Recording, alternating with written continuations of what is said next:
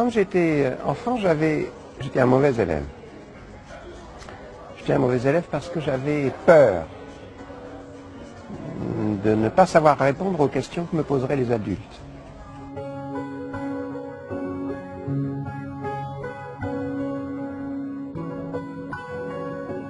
Et toute cette peur de l'enfance est devenue une connaissance. Et mon travail d'adulte, c'est de les guérir de cette peur. La réaction des adultes est toujours la même. Eux aussi ont peur. Ils ont peur que le fils ne réussisse jamais. Et les professeurs aussi ont peur. Ils ont peur d'être de mauvais professeurs.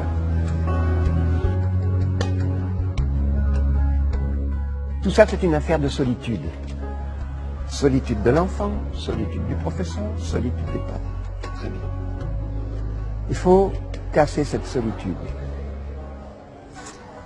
Pédagogiquement, comment tu casses la solitude? En créant des projets communs, où tout le monde est impliqué.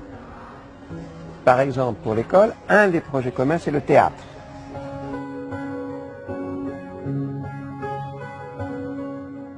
Alors que je mentais beaucoup à un professeur de français, parce que je ne faisais pas les devoirs et je n'apprenais pas les leçons, il m'a dit, c'est bien, tu as beaucoup d'imagination, c'est bien. Maintenant, au lieu d'utiliser ton imagination à fabriquer du mensonge, écris-moi un roman.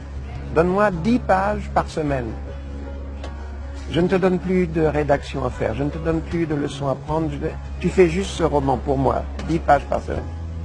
Ça m'a sauvé, ça. C'est-à-dire que ce professeur a transformé un élève passif, il l'a transformé en un élève actif. C'est-à-dire qu'il écrit un roman.